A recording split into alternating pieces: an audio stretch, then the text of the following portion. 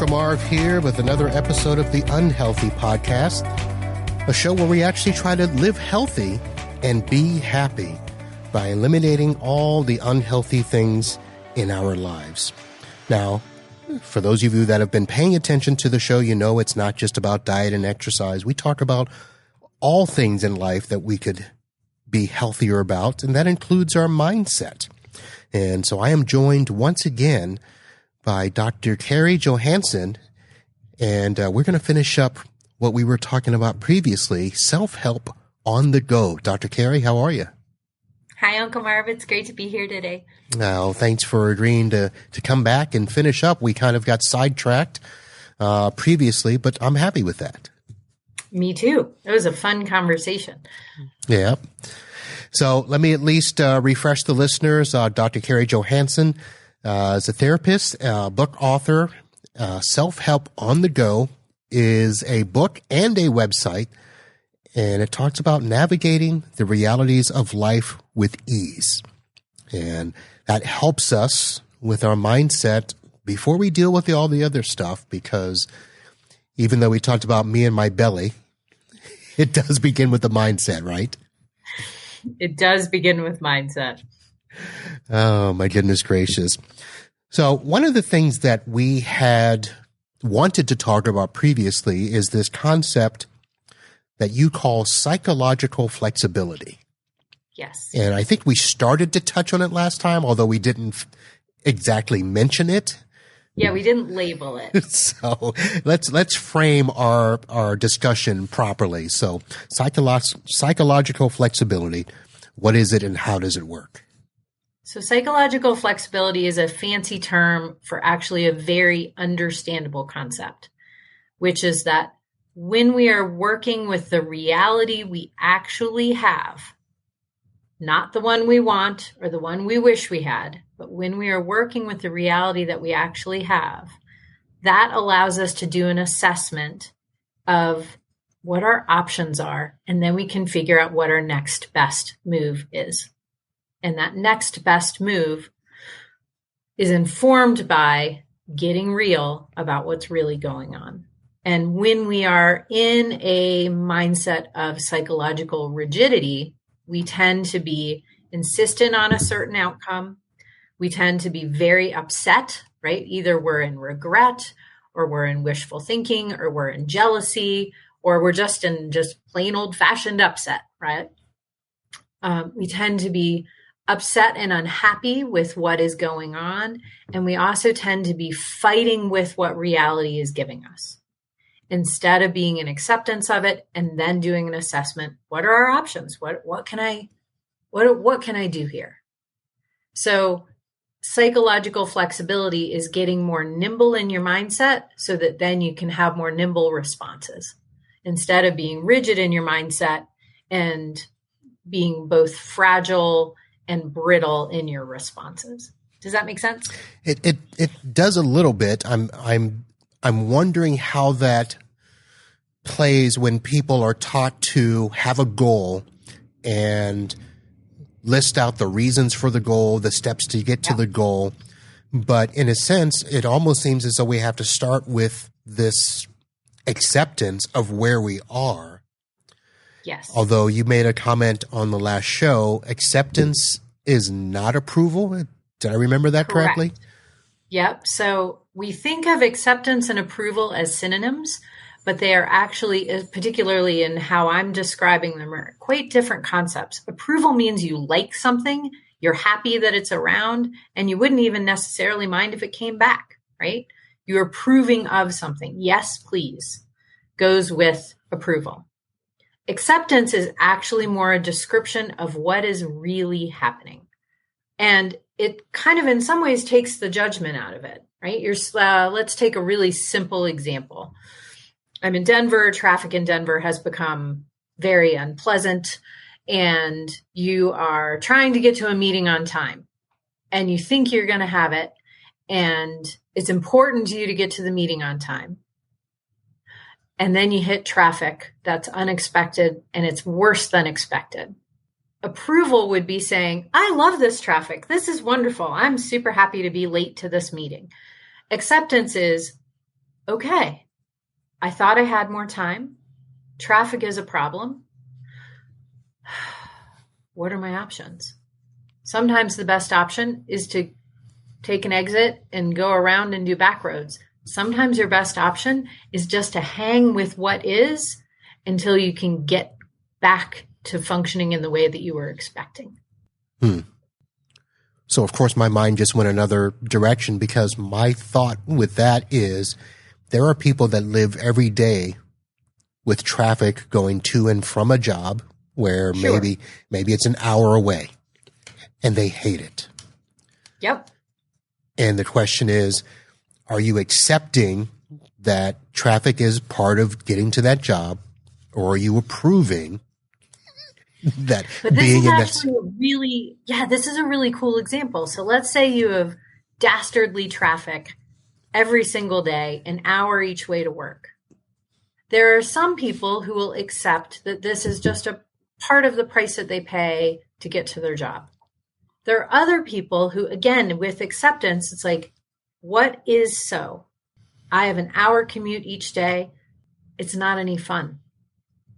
So psychological flexibility is acknowledging the reality and then deciding if you're going to do something about it, or deciding what your options are. So maybe your option is to change jobs and get a closer commute. Maybe your option is to ask for a hybrid work situation, so you're only fielding the commute a few days a week. Maybe the option is that this is actually a really valuable job for you, and a change right now doesn't make good sense. So then it's then your invitation, I use this word a lot, then the invitation to yourself is like, well, knowing that this is an unpleasant reality in my world, how can I make it more pleasant? Or do I just roll with it? But so that's that piece of acceptance when you identify what's really going on with less judgment. So less this is great or this is bad, and more like, okay, traffic is a problem. Almost every day I drive. It takes me 52 minutes to go 12 miles. That's real. What do I want to do about it, if anything? What are my choices? What are my options? And especially when you're in a place where you don't feel like you have a lot of options, that's a great time to use psychological flexibility, because if you can be in acceptance of what's real, even if it isn't what you want, that then gives you back a little bit more power, even if you don't have the opportunity to make a big change in that moment. All right. So the idea of acceptance doesn't necessarily mean that you have to live with that outcome. Correct. Yes. You have the choice, as you say, the invitation to respond in a different way. Yep. Very interesting. So, all right, I'm just going to go right back to where we were before, because I'm sitting here thinking that the whole idea of my journey with acceptance of this is me. I chose to be this way at my point in life because I retired from playing sports, from playing basketball. Mm-hmm. I felt like I got to the point where I'm too old to be trying to guard kids half my age on the basketball court. Right. So scrappy little kids. Yes. Darn little kids. But then I also said, you know what? When I'm done, I'm done. I've spent my entire life being in shape and running and working out, and I'm good. Well, it turns out a few years later, maybe I'm not so good with that. Might actually not feel great. I don't know. Yeah. So now the question is, what do I do about it? And I mentioned some stuff that I had done. I've, tried to change the diet, with some success. I'm not going on a full-fledged program, did the walking thing. And we were sharing experiences, and you mentioned this bodybuilding thing. But to be honest, when I look at you, I mean, first of all, I don't see bodybuilder. Nope. But I also didn't see somebody that needed to worry about weight. Well, so it's a really high value to me to take care of my health and to, particularly as I was aging, I started with a trainer when I was 39, almost 40, and I was feeling real frumpy. And I decided that I had choices, right? Like, so I could choose to just become middle-aged and just be like, oh, well, this is middle age and this is what happens. Or I could say like, actually, I really don't like feeling frumpy and I'd like to feel good in my body. And so I started with this trainer, and probably 6 months into working with him, he says to me, you're good at lifting. Like, you're naturally good at lifting. I think you should do a powerlifting contest. And I was like, who put the crack in your cereal, right? Like, this is the most ridiculous idea I've ever heard. I'm not an athlete, right? So I had a story about myself that had a lot of evidence to it. And it was developed over a very long period of time that my brother, who is ambidextrous, outrageously coordinated, wildly physically talented, he was the athlete and I was the nerdy bookworm, right? And therefore I was not athletic, except for I do things like growing up, I rode horses and would jump like 5-foot fences and didn't think that that was athletic at all. I just thought it was fun. Turns out it's actually a little bit, at least a little bit athletic. And I've had this hiking goal for the last few years. So like, I'm actually more athletic than I give myself credit for. But my trainer essentially just blew right through that story and was like, no, I'm going to enter you into this contest. And the next thing I know, I'm doing a contest, and powerlifting is deadlift, bench press, and back squat. Those are the 3 lifts, not in that order. And it's divided by gender, weight class, and age.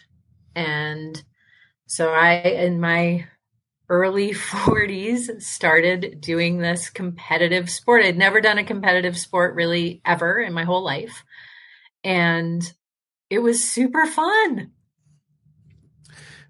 Okay, so the first question is going to be, did you win?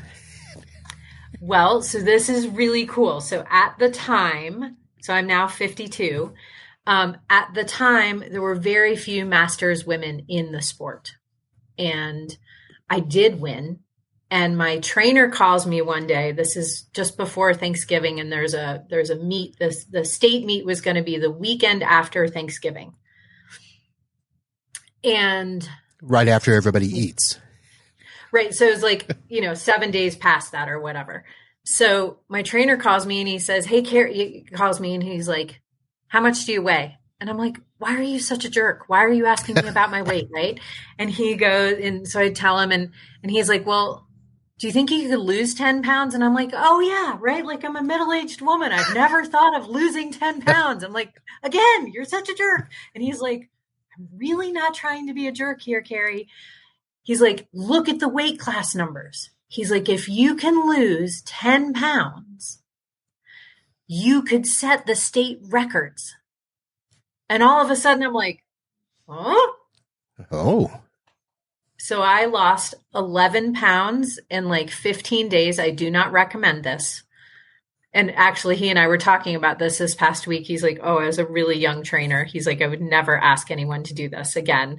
But we were both enthusiastic and it felt doable. And so I just, did 2-a-days in the sauna every day and only ate meat and vegetables and dropped the 10.6 pounds or whatever that I needed to drop. And then I won, and I set records in back squat, deadlift, and overall total for the state of Colorado as a master's woman. Wow.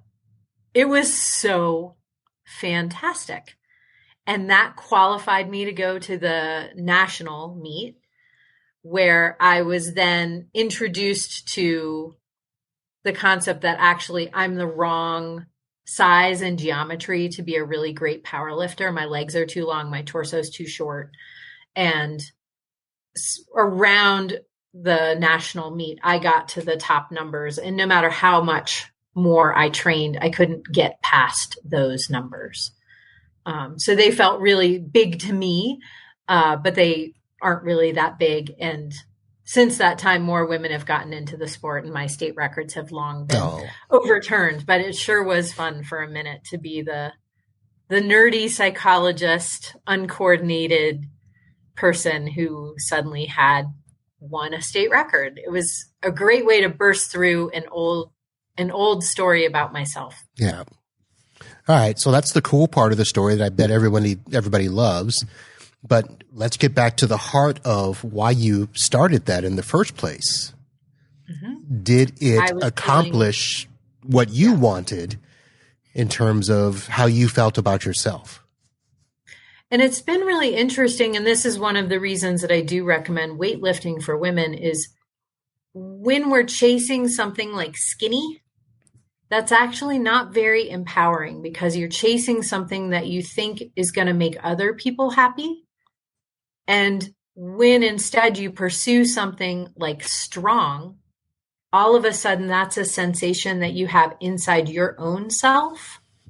And it's less important how it plays for other people. But I would say that, that shift from feeling frumpy and unattractive and like I was getting old and that sort of, things weren't looking good in terms of a forward movement in direction. And at this point, I still train. I actually still train with my same trainer. But the goal of training is to be strong and healthy and to have vitality as I age. So I'm not chasing skinny and I'm not chasing perfection. I'm chasing strength and health. And those are foundational concepts that build esteem and they build mindset. Very different than chasing things trying to please other people or trying to please some sort of cultural norm. That's the story we need to hear. Yeah. Why are we doing these things? Because of something we see on the television or on the movie screen or at the cubicle next to us at work? Or are we trying to figure out what works best for us? Yep. That's fantastic. So I'm sure, go ahead.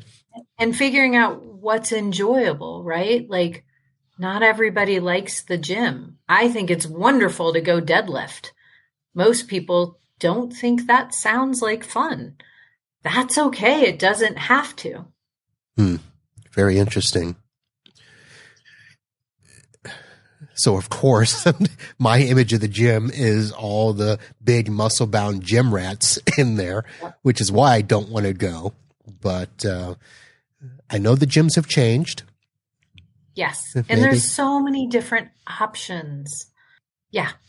All right. There is more flexibility in the gym as well as, I'm always talking about psychological flexibility, but it's also like, take a look at what the options are. We have more cool choices to choose from, and it's going to be important, right? Like you get overwhelmed easily if there's loads and loads of them. But if you settle down into like what's most important to you and identify what your top values are, then it's going to be easier to pick the activity and pick the community that you want to do it with. So for me, the top value is health and strength and in an enjoyable group environment, right? Like I know enough about myself to know that if I go to the gym, I push myself like 50% less hard than if I'm in a class, than if I'm in a group. So there's a group of us, we all train together 2 or 3 times a week. And again, we have common values, strength, health, community, and we build on those common values. And then we have this wonderful experience. So like if you think, for yourself, if the value isn't being some muscle-bound gym rat, don't join a gym that's the top value. Join the gym that has a fabulous basketball pickup league or, everybody's competing against each other, but in a friendly way. Whatever floats your boat, but like slowing down and thinking about what floats your boat and then going and looking for it. All right. You've got me thinking about it. So these last few years that you've been doing this, how has that transformed your working with people when you're dealing in your actual therapy practice? Because there's got to be now a personal inspiration that you can give to your people, that they're not just, oh, it's just book knowledge there. No, this is real life stuff. No, and I really believe and I use myself as an example in therapy. Like if I'm going to throw anybody under the bus, I'll always make it me. In part because my clients give me feedback that they enjoy hearing that I struggle with this stuff too. Right? One of the things that I will often say is like, I teach this all the time, and yet I ran into this problem. Right? I was impatient, or I was beating myself up, or I was, said I was going to do one thing and did something else, right? Like, again, these are all human experiences. And we touched on this in the last podcast. We have this idea these days that somehow we can get to perfection or we can get to problem free. And it really ends up moving people in the wrong direction, because then they just feel so discouraged that they don't get there. And instead, going back to this notion of acceptance and psychological flexibility, understanding that some days you're going to have a bad day. That's okay. But like returning what's most important to you, how do you want to try and respond? What options do you have? So like getting into that assessment mode so that then you're responding instead of just impulsively reacting. Oh my gosh, makes life so much better. So another question that I was thinking about is, when you're talking about this flexibility, do you have goals that are set in this? Absolutely. Or, okay, all right. So there still has to be goals, but I imagine that there's this flexibility in realizing that I don't have to get to the goal to be happy with where I am. Does that make sense? Correct. And is that right? Oh, I think that's huge, because goals are just an outcome. Outcomes actually don't last that long in terms of an emotional boost, right? Things that we think will make us happy, they do sometimes make us happy. And then there's something else that we're fielding, right? So if you can start enjoying the process, and if you can make the goal something both aspirational and concrete, right? Like for me, I talk about strength and health. What does that look like? Some of it's measurable, right? So I try to keep my weight within a couple of pounds of my, what I think of as ideal. Notice that ideal is not the same as my ideal in college when I was lighter. I'm not, I wasn't 52 back then. So we want to have realistic goals that we're shooting for with some concrete and measurable things around it. But then also, if there's an aspirational component to it, like I want to feel healthy and vital even as I age, that then moves me towards choices that I want to make. Right? Right. Like, I don't know about you, but I was kind of, I ate a few too many Christmas cookies. Right. And by a few too many, I was having Christmas cookies every day. And at some point I was going to say just a few. Like a few every day. And at some point I was like, this isn't the direction that I want. Like, this is fine for the moment. And let's stop at some point and reevaluate what's the aspirational goal is to feel healthy and vital moving forward for a long time. What's the concrete behaviors that go with that? At some point, I needed to stop eating cookies every day. Yeah. Well, a big part of what we had to do was remove the temptation. Yes. Taking the cookies out of the house and to then not bake another batch those were my tasks. Gotcha. All right. So I know that I've asked you a bunch of questions, and I'm wondering if you have any for me, because this is a conversation and a journey together. So. Absolutely. Well, I'm super curious. What is most important to you? Like, what are some of your top values or big aspirations? The bigger things going forward. Oh, nobody's ever asked me that. That's cool. I wasn't prepared for that one.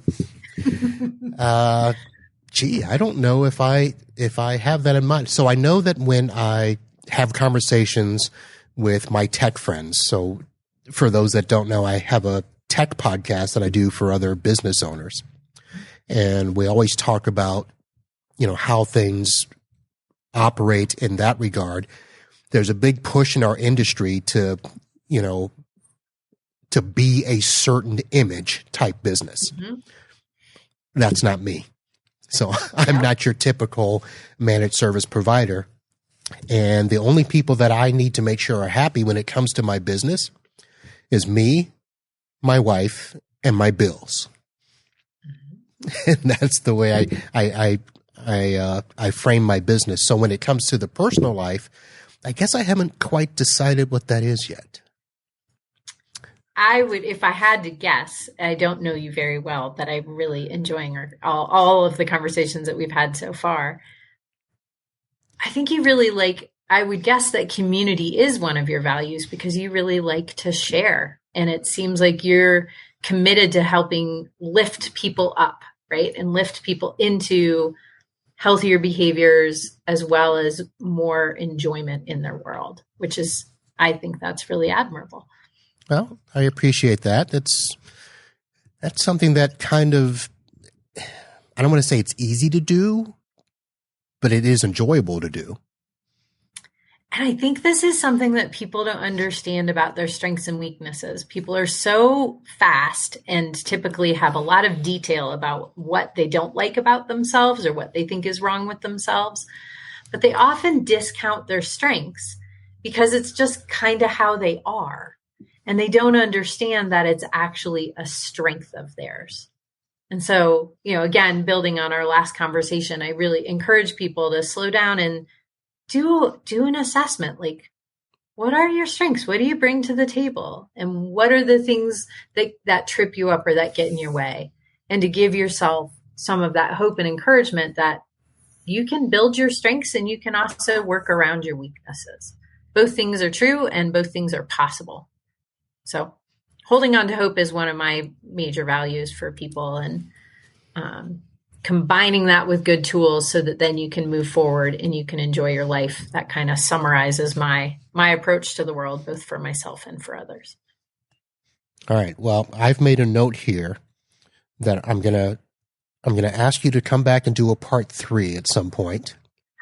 That's so fun. And we can revisit and see if I've come up with an answer to your question.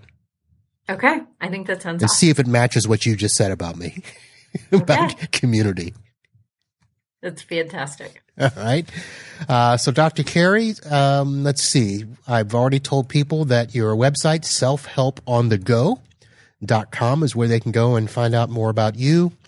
If they're in the Denver area and want to get on one of your hikes, can they find out about it there?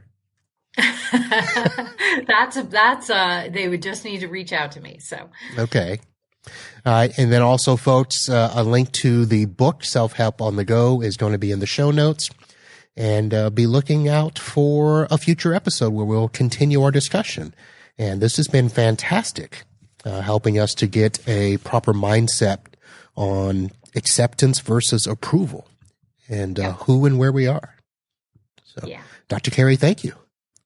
Thank you, Uncle Marv. I hope you have a great day. I hope so, too, because I want to be happy. And the whole goal of this show, live healthy and be happy. So that's going to do it, folks. We'll see you back here again soon. And until then, holla.